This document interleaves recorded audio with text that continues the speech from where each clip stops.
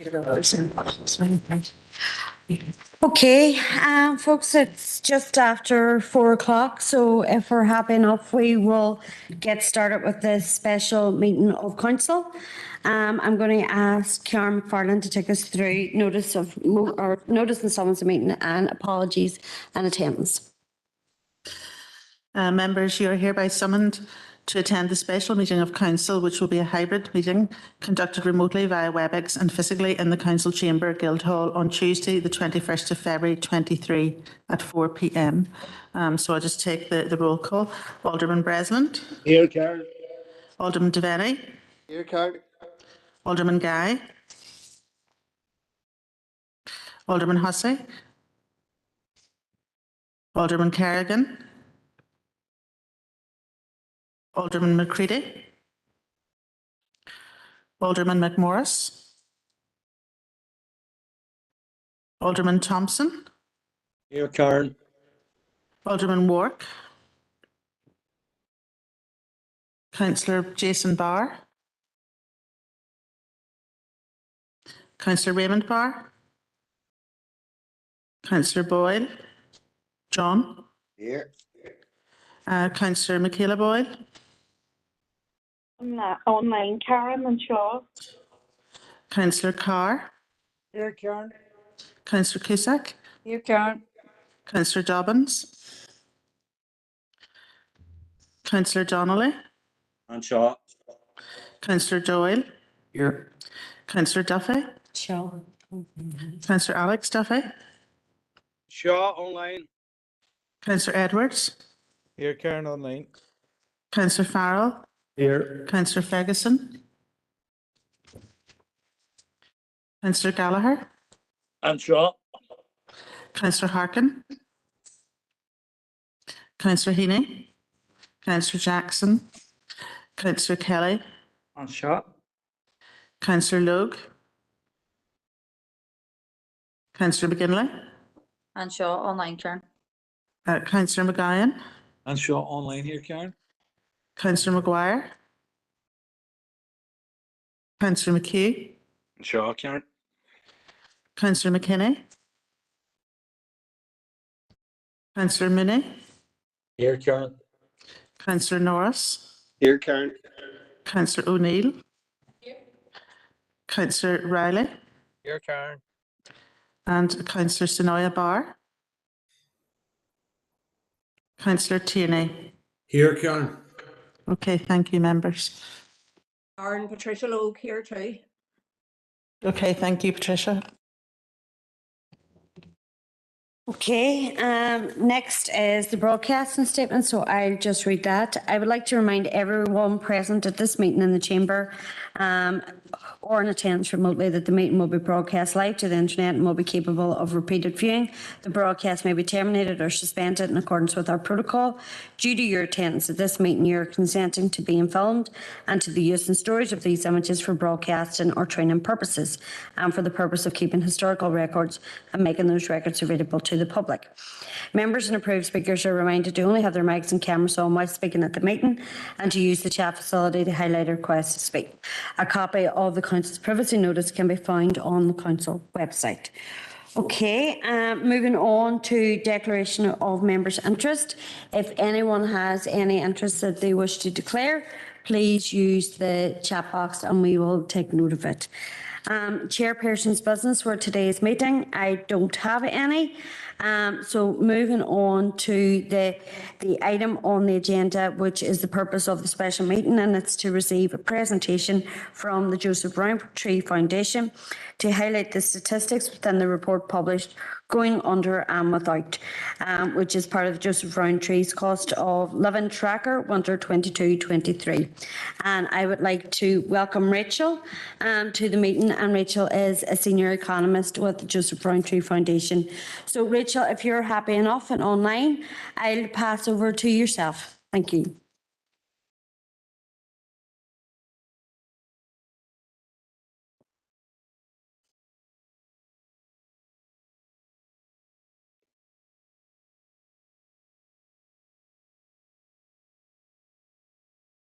Sorry, we can't hear you, Rachel.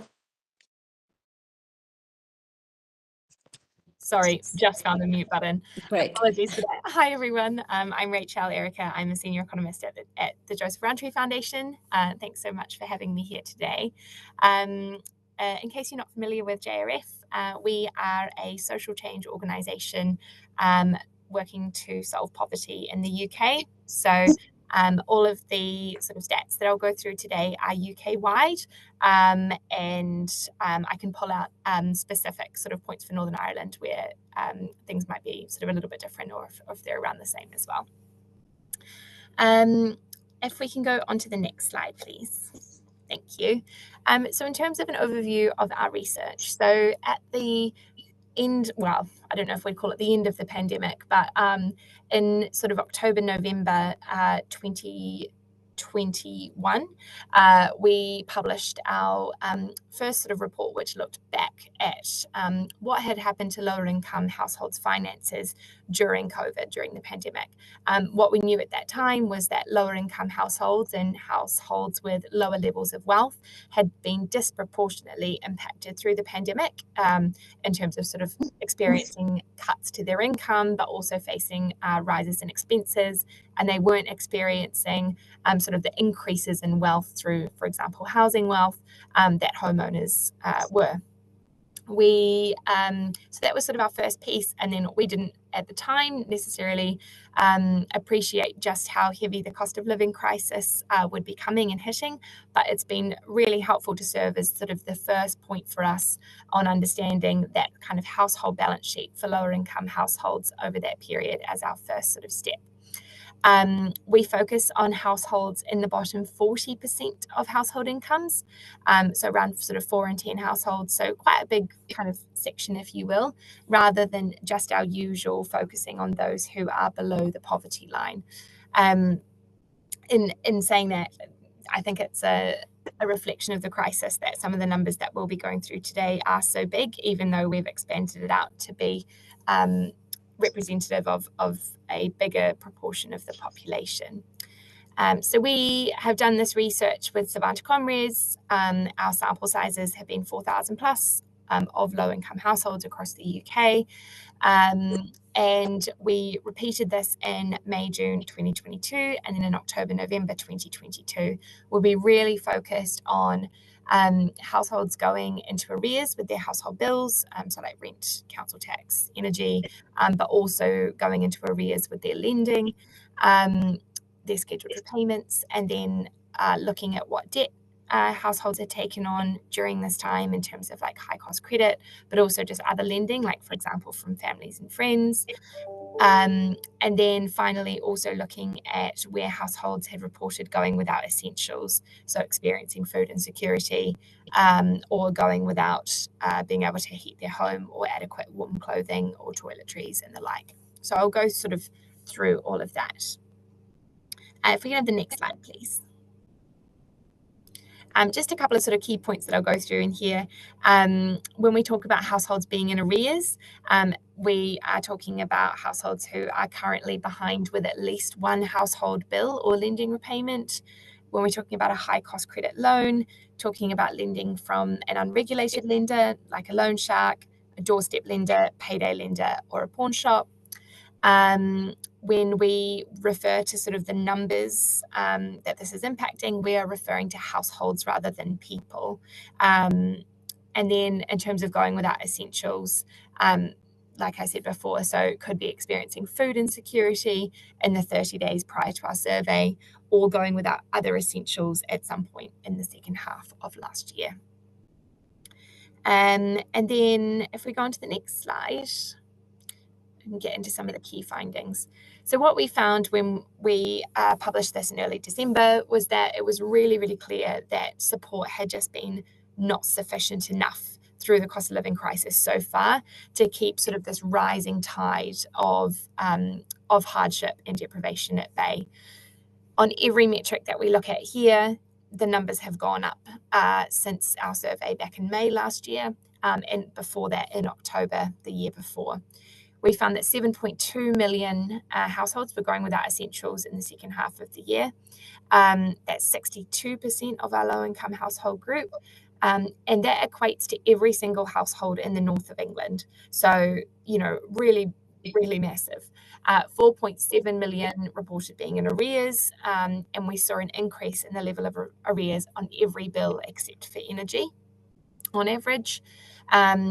We saw that 4.3 million were going without both essentials but are also in arrears, and there's a very big overlap there. 5.7 million, or almost half of our cohort, had experienced food insecurity in the 30 days prior to the survey. So that meant that they were either cutting down on meals or going hungry because they didn't have enough money for food. And then 3.3 million said they'd been unable to keep their home warm since June, which was really sort of striking as we went into winter. If we go on to the next slide. Overall, it's definitely households. So I guess like the numbers that we're looking at there are the averages. However, it's definitely households who are in the bottom 20% of incomes who are struggling the most and facing very high and rising levels of hardship. But what we also saw was that there are certain households that are facing quite a worrying sort of rising trend of hardship at the moment. And that's households on universal credit, it's low-income private renters, and it's young adults in low-income households. Other groups, for example, ethnic minorities, those who report having a mental health condition, families with 3 or more children, and lone parents, all really disproportionately struggling as well. But it's these groups here that have seen that rising level between May and October that we focus on. If we go into the next slide. So as I said, it's households on the very lowest incomes that are being hit the hardest. On sort of the left-hand group there, we've got those in the bottom 20% of household income, and on the right in the 20th to 40th percentile. The purple line is the proportion of households who are going without essentials in May last year, and then the blue line is the proportion going without essentials in October. So you can see for the bottom 20% of household incomes, that rose from 67% to 75%, going without essentials between May and October, which is really significant. But for those in the next group up, actually that remained fairly steady and in fact fell slightly. So it's sort of clear that the impact of the cost of living crisis was really hitting those on the lowest incomes the hardest. If we go on to the next slide. So this table I really wanted to show, again, the difference between those in the bottom 20% of household incomes and those in the 20th to 40th percent. But the numbers are still really striking, even when we look across the board. So really worrying that overall, we have 41% of all low-income households in arrears, 4.7 million, but that number is much higher at 53% for those in the bottom 20% of household incomes. Similar story for those with high cost credit loans that have been taken out last year. A third of all of those in the bottom 20% of household incomes had taken out a high cost credit loan. And then 26% of those in the very bottom income quintile had taken on borrowing or used a credit card to pay for essential bills like rent or council tax during the cost of living crisis so far. And that's quite different from the 16% in the next bracket up. I should say that across kind of these metrics, Northern Ireland appears to be sort of on average about the same level as we're seeing sort of across the UK. A couple of percentages, different for a few things, but very much the same. If we move on to the next slide. So one thing that was really striking was just how much those on universal credit are struggling. So 9 in 10 of those on universal credit reported going without essentials in the second half of last year, which is huge. And that rises to 95% for those who have deductions made from their universal credit payments.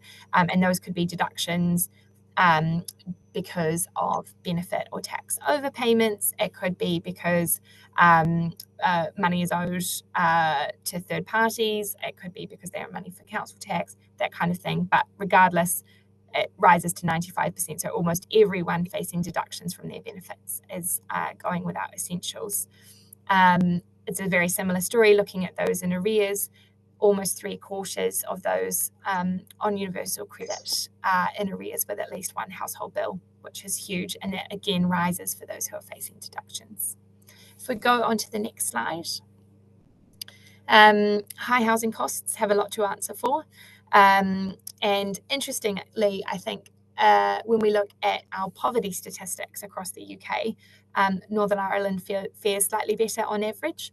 17% of people were in poverty in Northern Ireland in 2020-2021, compared to an average of 20% across the rest of the UK. And housing costs play a role definitely in what is going on there.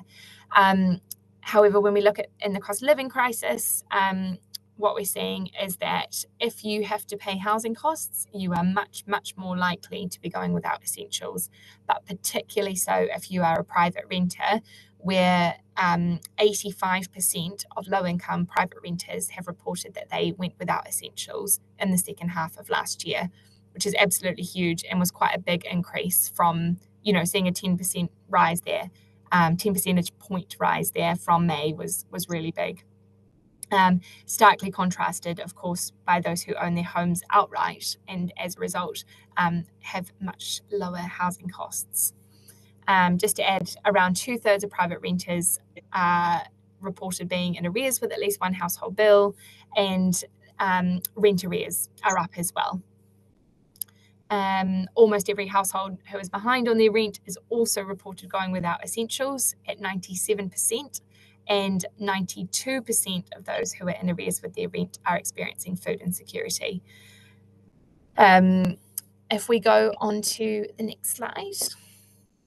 So also just wanted to note that the risk of eviction was really, really stark when we looked across those who were renting, but particularly for private renters, which you can see there in the purple. So overall, almost 1/4 of all low-income private renters across the UK said that they were at risk of eviction, either because they'd already received a formal eviction notice, they'd been told to leave or threatened to leave, or their rent had increased to a point that they can't afford it anymore and will have to go.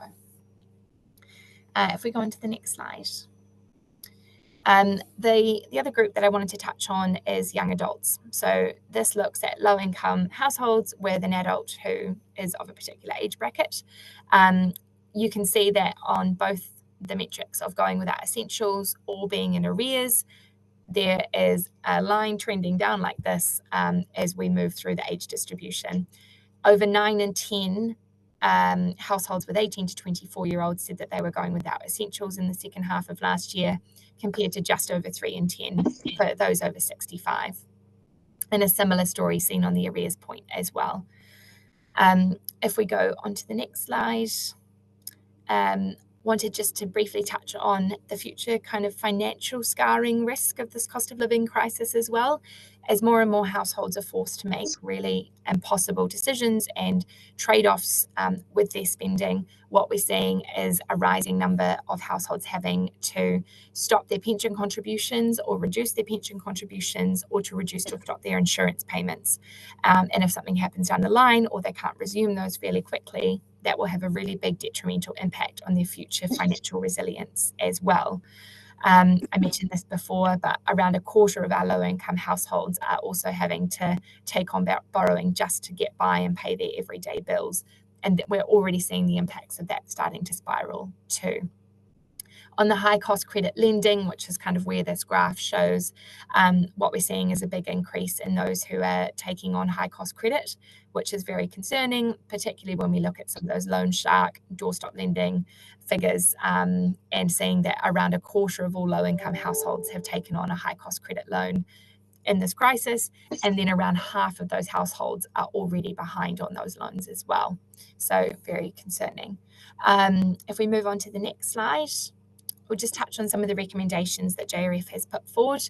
So What we are launching next week, which we're really excited about, is what we're calling an Essentials Guarantee. So we are launching this campaign where we're urging the government, the UK government, to make big changes to universal credit so that the basic rate of support that you get, even after the deductions are made, can never, ever be so low that people are unable to afford the essentials. So we've sort of done all the technical work in the background on what that level is. We'll be publishing that next week.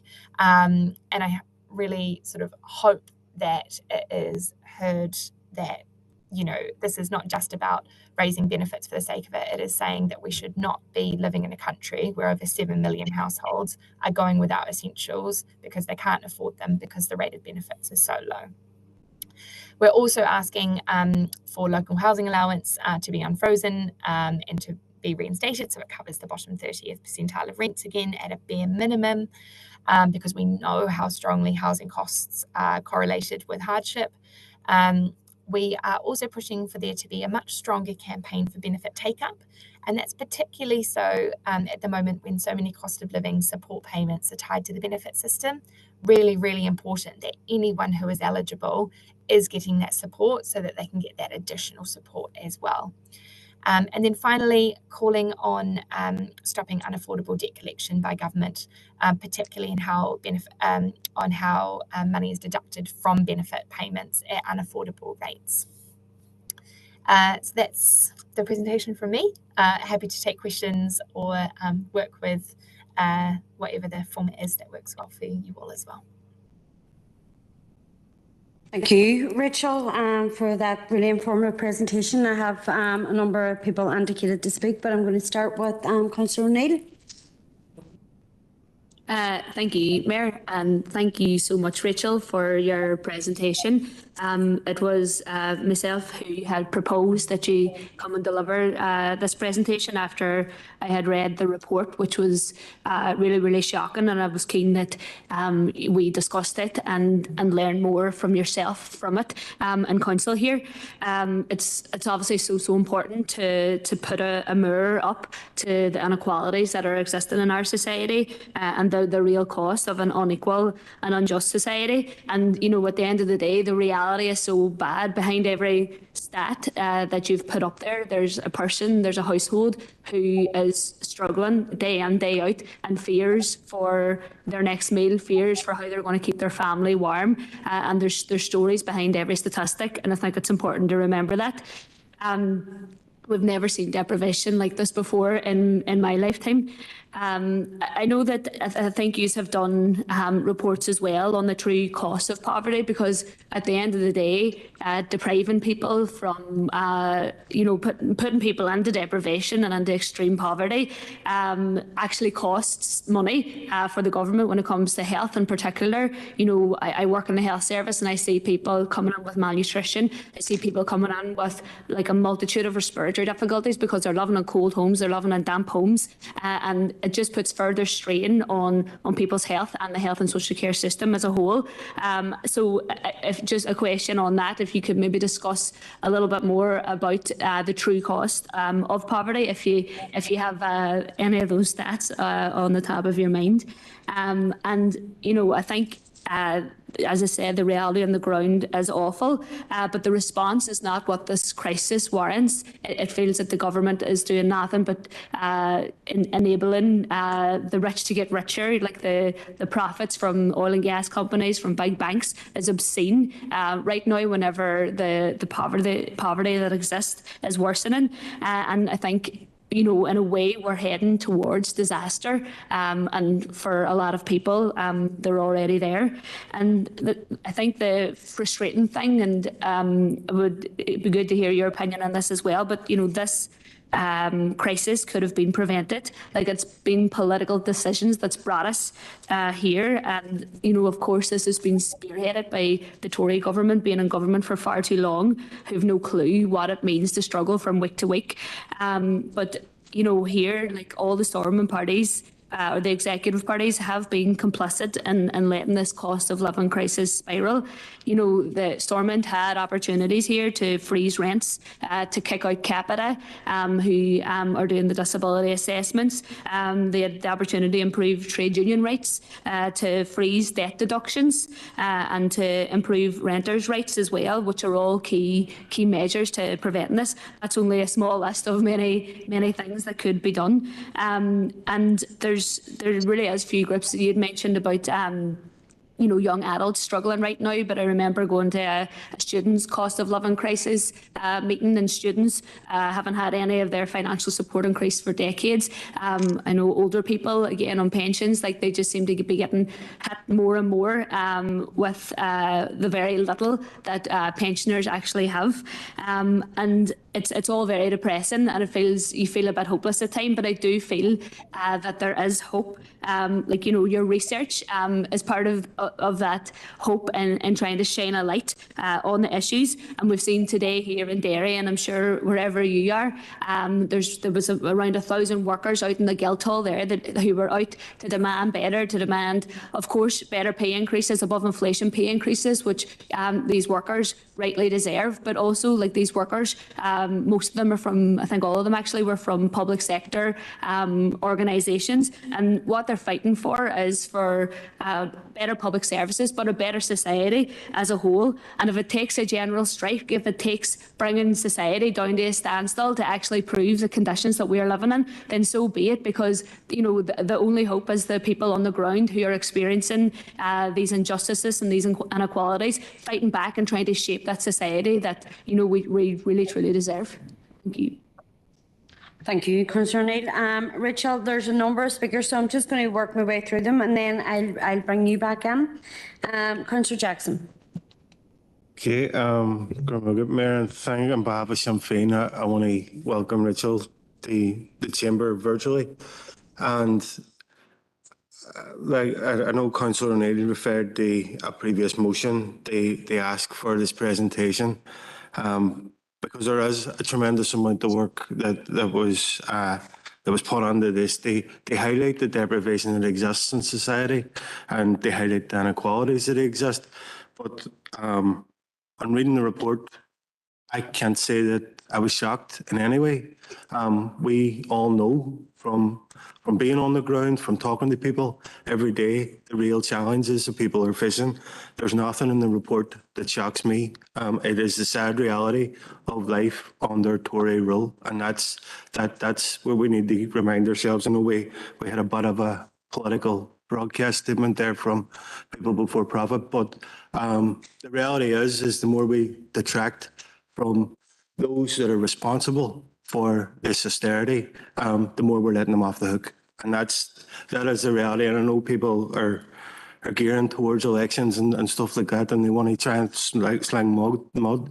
But this is a direct consequence of political decisions that are taken in London. And that's the sad reality that people here in Ireland are faced with. And there's no accountability mechanism built in relation to that. We have to grin and bear what the Tory government dish out to us, and that's not acceptable. And it's the reality that we're in. And it was interesting to see that the linkages between different households and different people in different housing situations, and we do have a housing crisis here within our city and district, and what we've seen from private landlords over the last 10 years is huge drives to profiteer out of the homeless crisis, because the demand is always there. It's led to poor housing conditions. It's led to increased rents, and we've seen people pushed way over the edge in terms of what they can afford. And I suppose that's something that we as a council have been trying to address. And in a small way, we can try and provide more social and affordable housing for people.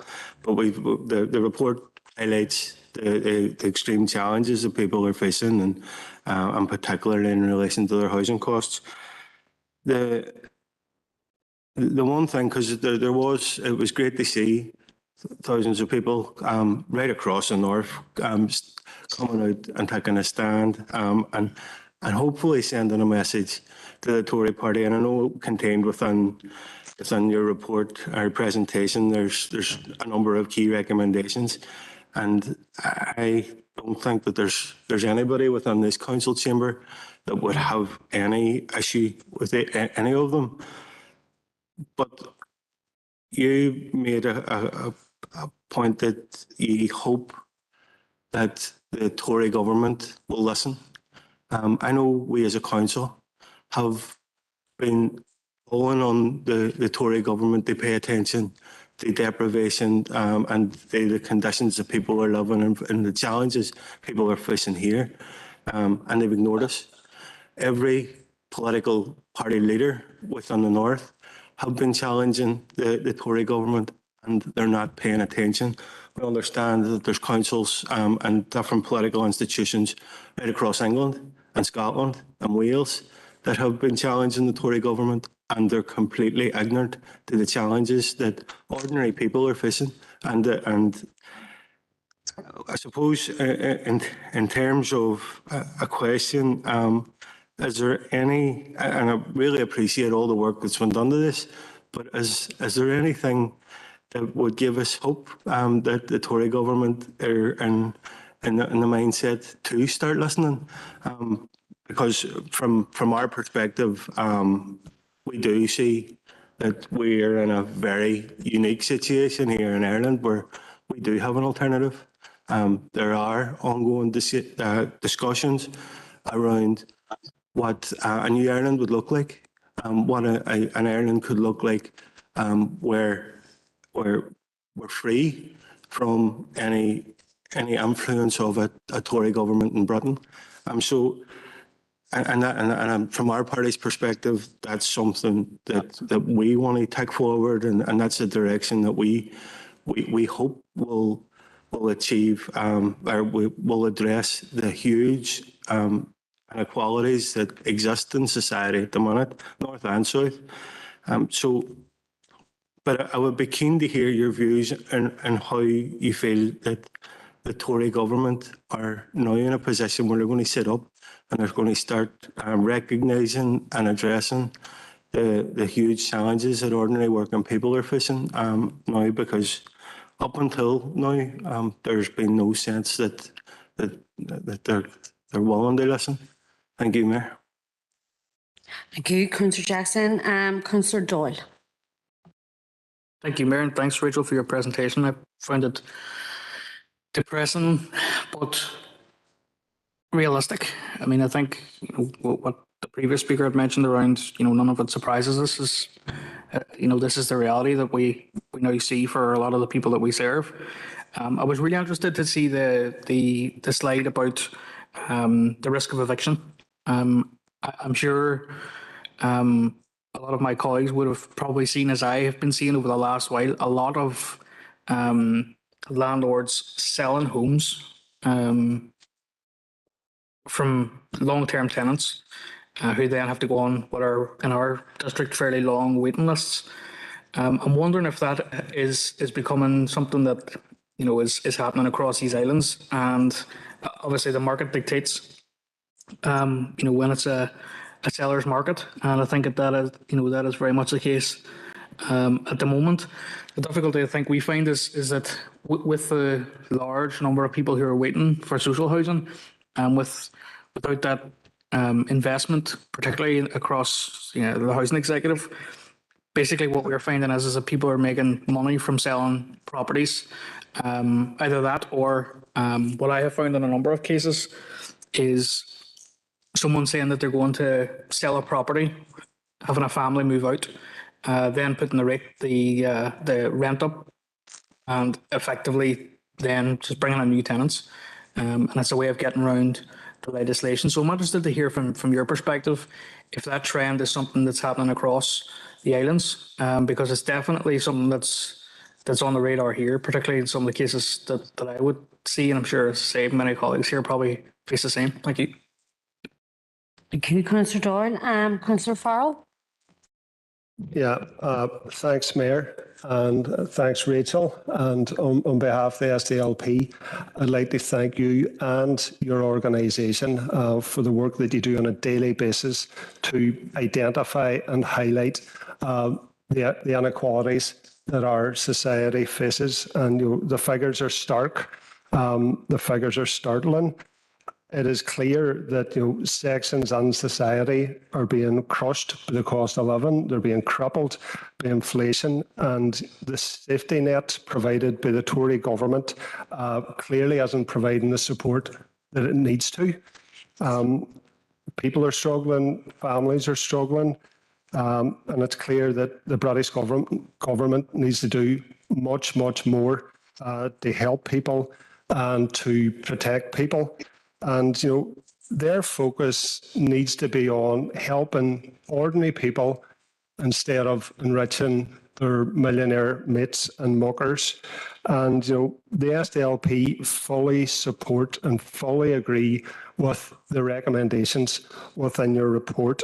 And I'm not sure if this has been done already, but I think it would be useful, important for us to formally write to the British government stating our unequivocal support for the recommendations in the report, because I think that send a strong message from this council area. And when we look at the report, it looks at the UK as a whole. I would love to see it in particular for Derry and Strabane, because we have some of the highest levels of deprivation on these islands, some of the highest levels of economic inactivity on these islands, some of the highest unemployment levels on these islands, the lowest wage levels. So I would say the picture for Derry and Strabane would be a lot worse than this report suggests. But if we look closer to home, there's an anti-poverty strategy that should have been developed in 2015 that needs executive approval, and we don't have a government.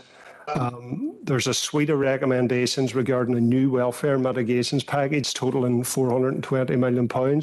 Again, it needs executive approval. So I think people are being failed by the Tories in London, but they're also being failed by the state of paralysis in Belfast, which is completely down to the DUP.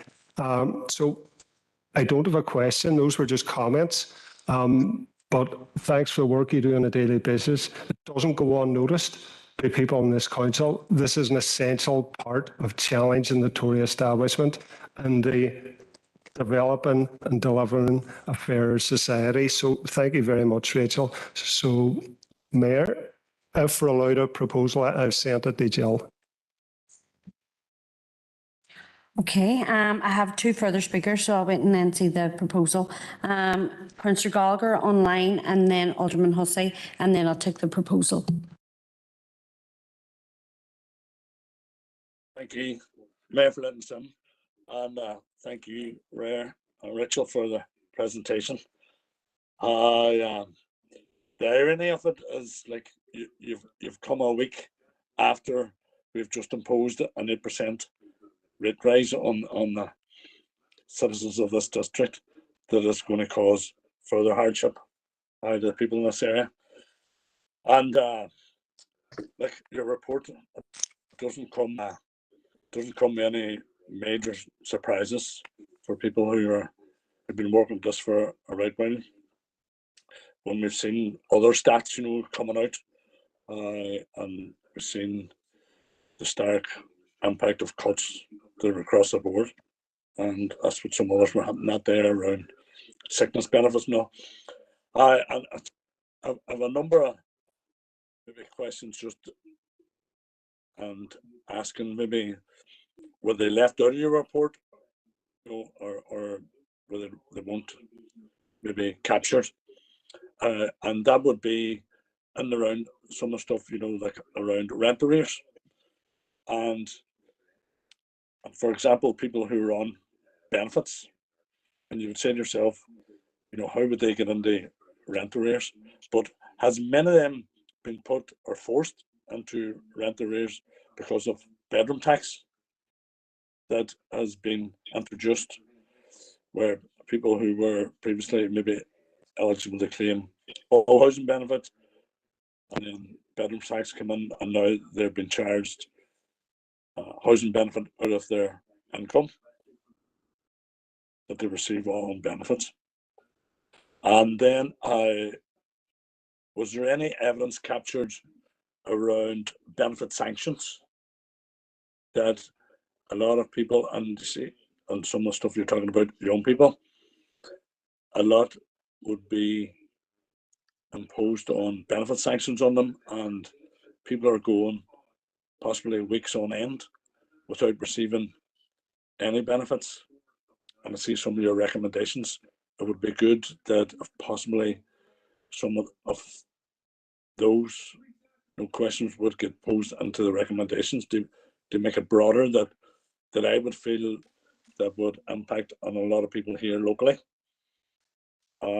Some people have been talking about, the Tories and all the rest. We've had like 20 odd years here, 25 I think, coming, like, and we haven't seen much difference. For here locally and in the Northwest, like, we would have a massive wage disparity for those trying to get out of poverty and trying to find employment, and then find they get just hit massively with wage disparity that forces them back into poverty. And one of the if you want to call it the bugbears, that people who are on low wage and they see they're on low wage, they tend to look down and blame people who are on benefits, because there's not much of a gap between the low waged and those on benefits. But they never tend to look at the employer that's not paying them a proper wage. And to say, like, the difference here is in around between the Northwest and, say, Belfast, it's in around £120 a week difference, and £120 a week can go very far. Thank you. Thank you, Councillor Gallagher. Alderman Hussey. Thank you, Mayor, and apologies, Rachel, I missed the immediate beginning of your presentation, but I'm grateful that we had that presentation with us before this afternoon. I suppose, and I don't mean this in a disparaging way, what we've had is a statement of issues and concerns that we each increasingly find ourselves trying to help our electors with. And despite what's been said about the panacea of a united Ireland, these are issues which stretch across the entire British Isles. There are issues that I hear from my son, who's in Scotland. There are issues that I hear from my cousin, who's a Labour councillor in Wales. There are issues that I heard this morning when I was at a meeting and representation was there from County Donegal in the Republic of Ireland. So they are issues that impact on each and every one of us. But I want to perhaps try and move towards a little bit of pragmatism, because we are a local authority. We've heard all about the Tories and we've heard about big business and all the rest of it. But, what can we do? And I asked that question within the capacities that local government in Northern Ireland has.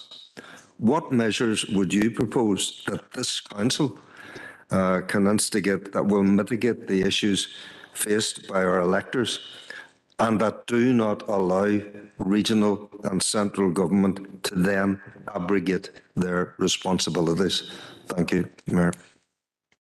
Thank you, Alderman Hussey. Alderman Thompson, and then Rachel, I'm going to come back to yourself.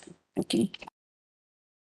Thanks, Mayor, for allowing me in, and I welcome Rachel on the presentation, which is, I think, very, very relevant at this present time.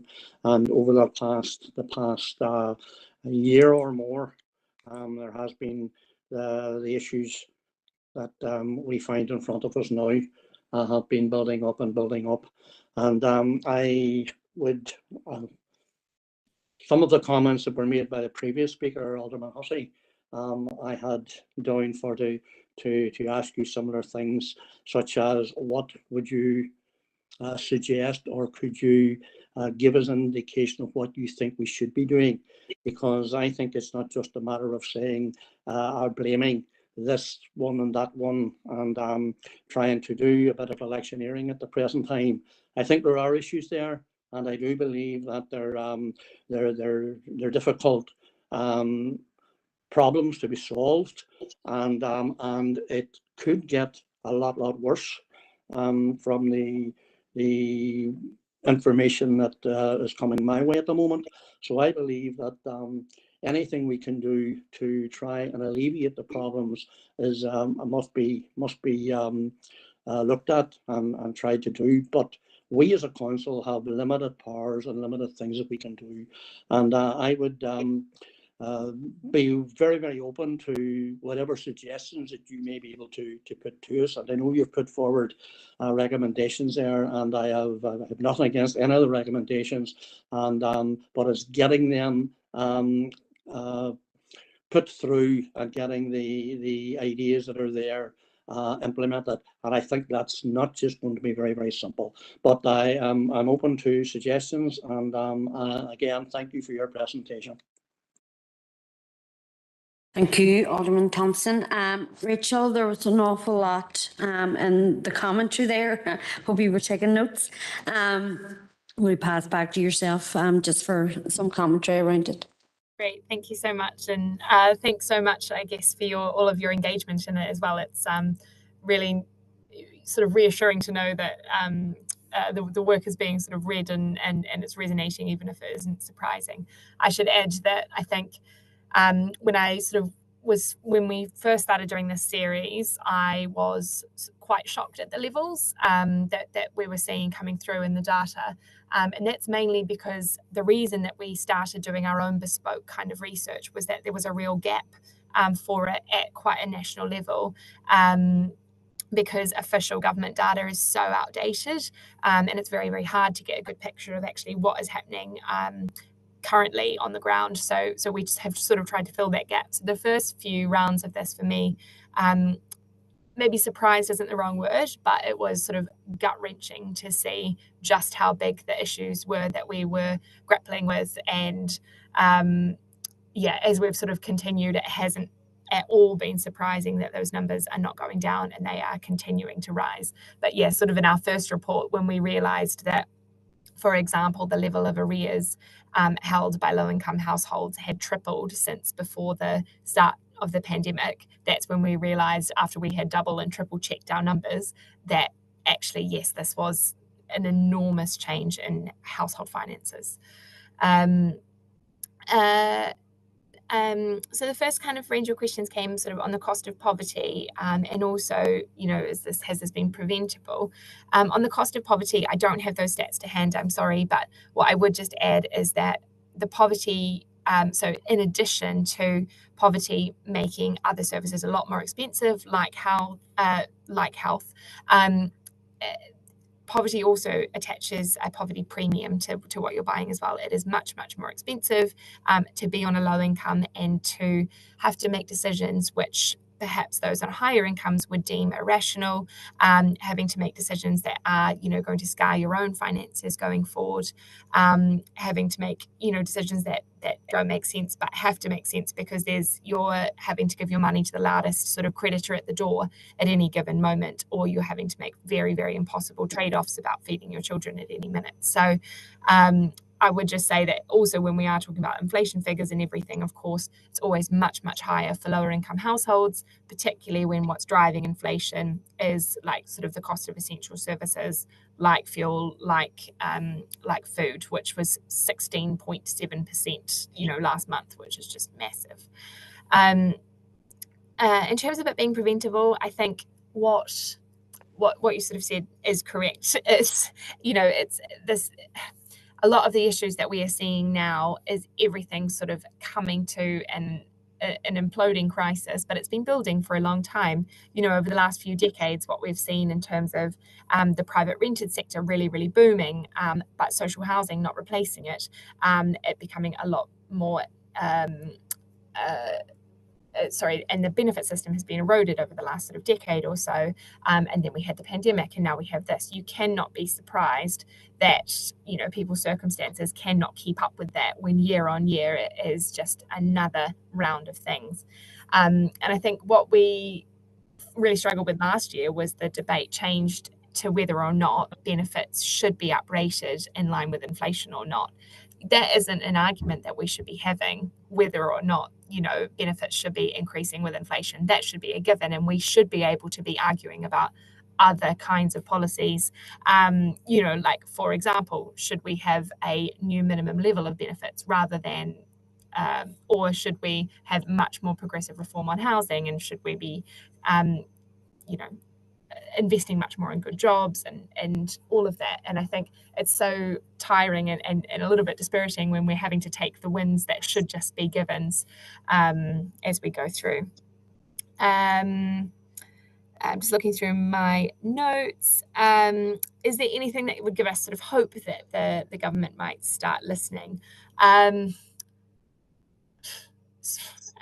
think something that I found quite dispiriting is that I think, particularly through COVID, but also through this last sort of year or so, big numbers have stopped meaning anything.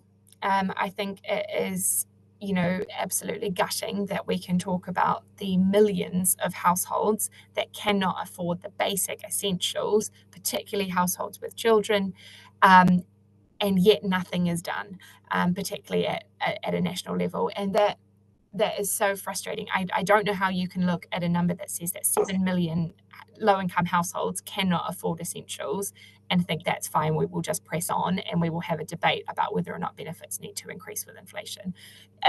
So I found that personally to be really, really frustrating. But what I would say is where I do think there is a bit of hope is that we are well, at least sort of in England and Wales, we're seeing renters reform coming through, which is great to give tenants more rights. I think that is going to have a really, really big impact on security of tenure. What we're also doing, I guess, is going back to what I talked about in our recommendations, reframing our asks around the welfare system as being about guaranteeing that no one is going without essentials, rather than sort of talking about, you know, can we get benefits to increase, and, you know, can we invest more in the welfare system? So hopefully some of that sort of reframing helps, and I'm sort of hopeful that that could be listened to. I think on the housing front, Michael Gove has shown some sort of, like I said, on the renters reform, some promise around what is happening there. He's really keen that a lot more is sort of happening on the developers front in terms of what kind of housing is being built, which is promising. So I'm a little bit more hopeful on that front. But at the same time, I don't know, perhaps not super optimistic. Moving on to the next question, which I think was around landlords selling homes. We are seeing, you know, sort of some evidence of landlords selling up, and like you said, you've seen it. What we're really sort of struggling with is the lack of data around who is buying those homes. So whether or not it is by like sort of larger, more institutional landlords buying those homes, is it buyers looking for short-term lets? Is it first-time buyers coming in? We know that a lot of those homes aren't sitting vacant, and we know that transaction numbers are sort of still remaining really steady. But yeah, so I think we're really keen to sort of dig a lot more into that and seeing actually what's the impact there. What I would say is that, and something we are really keen on at JRF, is that while it is an extremely pressing issue that currently we've got a renting crisis on our hands and supply is definitely not keeping pace with demand and rents are rising, we shouldn't let that kind of force us into the argument that we need to expand the private rented sector, that we need a lot more private renting homes. I think for us, what we really want to see is the government taking an opportunity here of saying, okay, if some landlords are selling up, how can we make sure that we are increasing the amount of social housing that we are holding, and how can we make sure that more people can move into home ownership? So it can't be, I think, that we just let this sort of play out and see what happens, but rather saying, okay, if this is happening, how can we use that as an opportunity to change our housing tenure mix for the better, so that we've got better housing affordability, better wealth distribution, and so on. And we've got sort of more coming out on that this week and next week from JRF too. I would love to be able to give you some better local data for Derry and Strabane. Unfortunately, our data doesn't go down to that very, very local level. But in saying that, we could probably do some more digging into other analysis that is at that local authority level. Our housing, our sort of chief housing analyst, he is from Northern Ireland and is really, really keen to do some more sort of digging into this as well. So perhaps we can keep in touch on that. And saying that, we do provide a Poverty in Northern Ireland report every year, which does sort of dig a little bit more into the specifics for Northern Ireland.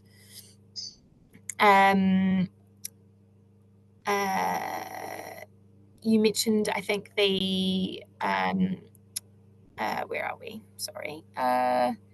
We talked a little bit around sort of rent arrears, what's driving that, around bedroom taxes, housing benefit, and so and so on.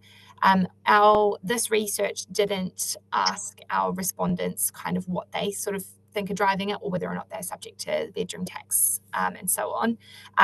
But we can definitely use kind of like other data and other bits of research to kind of ascertain what is happening there. I would say it definitely has an impact in the same way that I think we're definitely seeing, where it's applicable, the 2-child limit having an impact on larger families. So that is definitely very clear. The fact that housing benefit has still been frozen at those levels from 2019, when private rents have been rising at record rates, it's just gutting, and that has almost certainly contributed to rising levels of rent arrears. We've seen them rise from when we first started tracking this, and definitely much, much higher than pre-pandemic. So a big contributing factor alongside what is happening in the markets.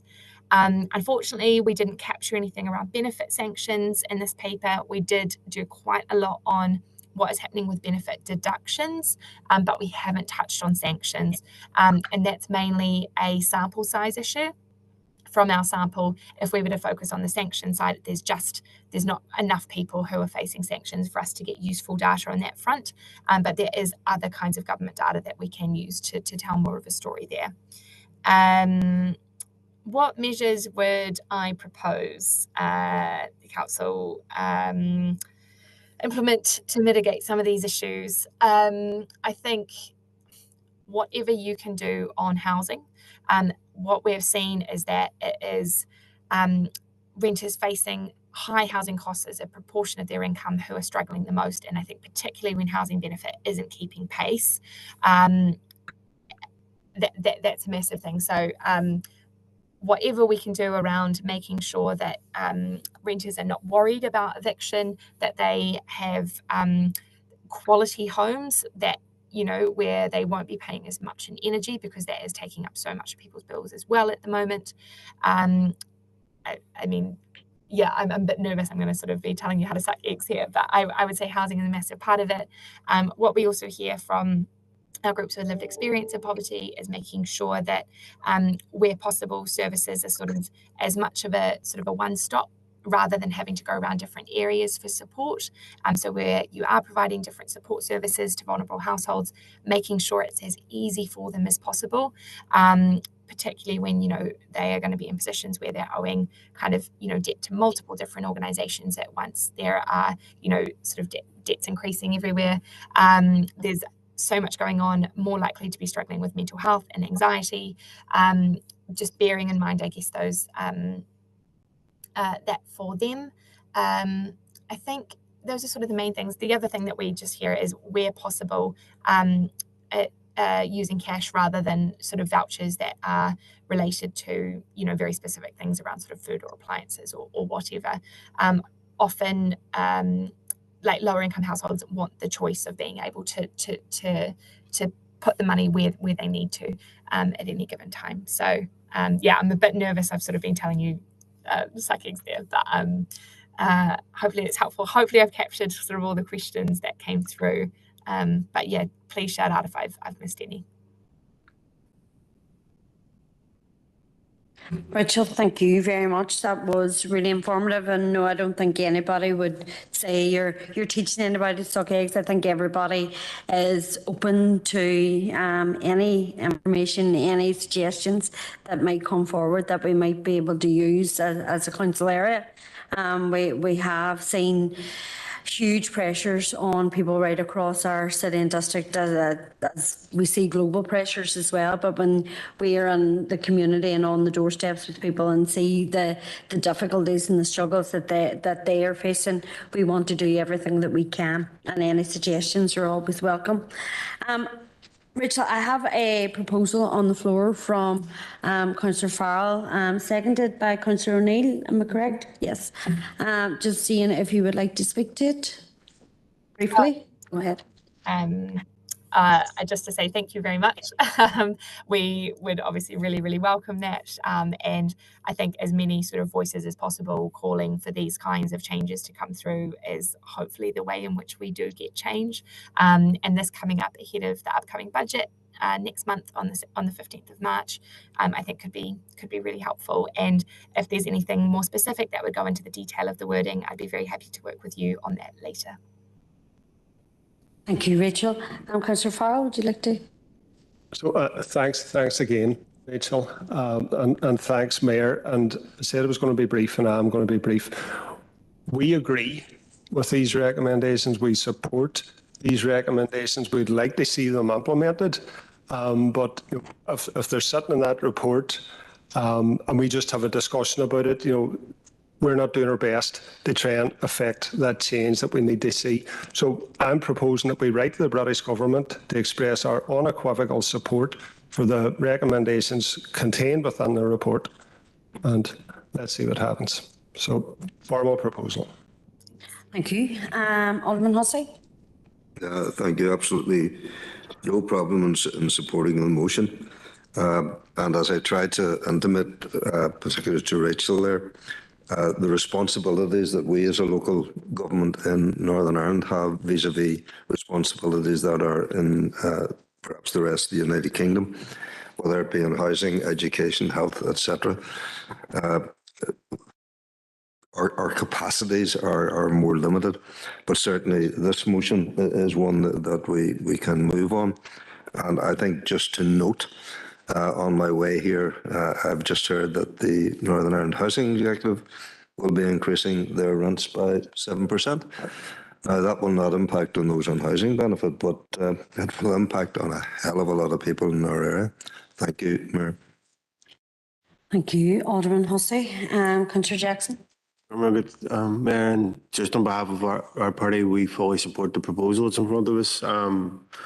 We made reference to, I suppose, opportunities and alternatives that are available to us, but that doesn't mean that we don't explore absolutely every avenue that's available to us to hold the people to account that should be supporting people during this crisis. And whilst we've made repeated calls, the government in London, which have been ignored, that doesn't mean that we're not going to stop trying. So until Westminster has no say on this part of the world, we'll continue to make sure that the voices and the concerns of people here are heard in Westminster, and that's and we support the call, or support the motion that's in front of us. Thanks, Mayor. Thank you, Councillor Neil. Thanks, Mayor. And yes, this is happy to second Councillor Farrell's proposal here. Just a slight amendment. It would be good to maybe CC or include the Secretary of State within this letter as well. Given that he has the power potentially to introduce these things here in the north. And, you know, I think if we can write to as many of these government officials with as many of these demands as possible, you know, you hope that it'll get through to them in some way. But obviously, you know, this needs to be backed up by, you know, a campaign. We now have the knowledge from the Joseph Rowntree Foundation for what the demands are, which demands will be most effective. So, you know, any campaigning that we're doing on the cost of living crisis will be sure to include these. Thank you. Do you just need a seconder for that small amendment? Councillor Fowler, thank you. Assuming that the amendment is unanimous? Yeah. And therefore that becomes a substantive motion, and I am also going to assume that that is also unanimous. Okay. Okay, thank you everybody for attending today's meeting. And Rachel, certainly thank you very much for coming on. The presentation was very informative, and then the subsequent discussion and information that was shared. So thank you very much for coming along today and giving up your time to go through the presentation with us. So thank you very much. Thank you. Thank you everyone.